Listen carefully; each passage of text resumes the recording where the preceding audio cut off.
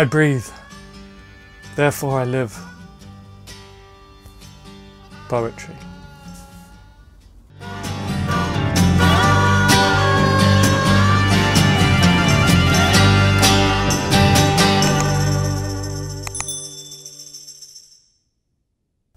Welcome back to the channel. Instapoetry. Yay or nay? For me, this is a very, very sensitive topic and very dangerous topic, I guess. Being an Instapoet myself, I have a lot to lose. I could offend a lot of my contemporaries and a lot of my readers right now. But I feel like this is a good time to speak my mind, and I feel like if you're watching this, I owe it to you to be honest with you. So if you're an Instapoet yourself and a little bit sensitive and don't want to get offended, fair warning, I am going to be using some examples. I won't, of course, share the names of these poets.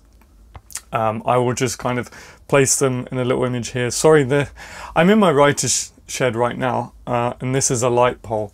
It's very tight in here. I'll cut to a quick pan of my writer's shed. I got a lot of natural sunlight coming in right now, so sorry about that. But yeah, let's get into it. Instapoetry. Is it good or is it not? Yay or nay? As an Instapoet myself, I can kind of see where the argument is on both sides. I've always been a kind of diplomatic kind of person.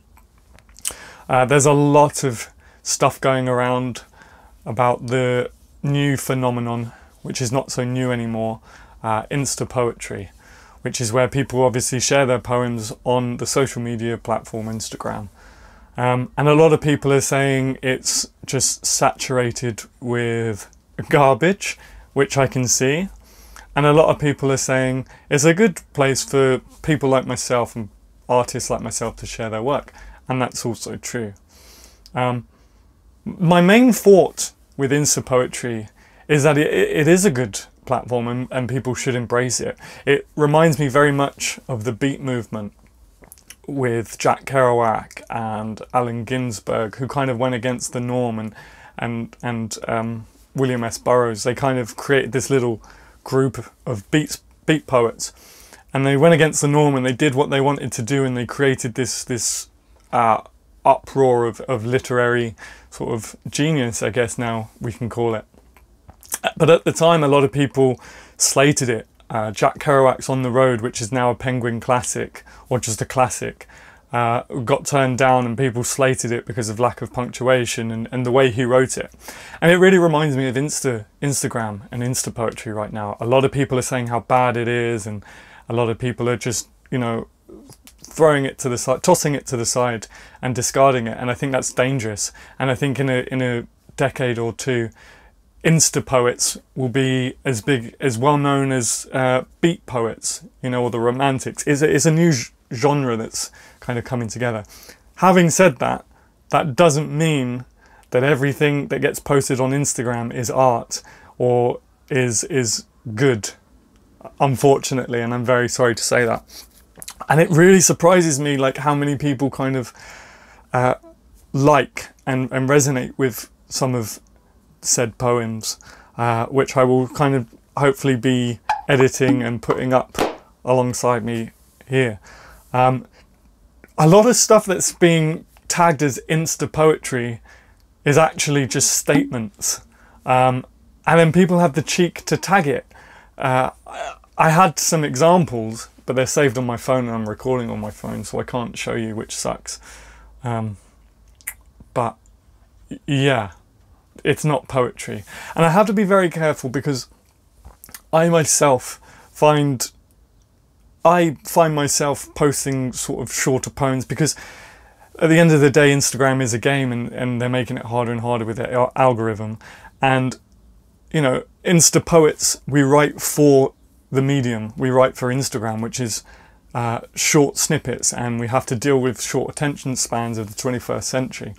But that doesn't mean that you can just write whatever you want and whatever first comes to mind and call it a poem. Unfortunately, I'm sorry to say that.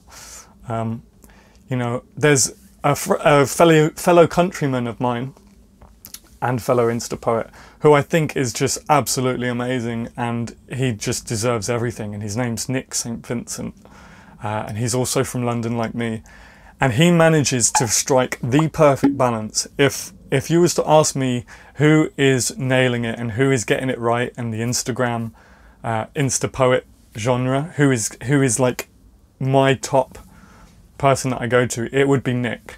I will link his Instagram in the description below. He not only does he manage to write short pieces that capture the imagination straight away, that you can, you know, like as you're scrolling through, but it's actually a poem.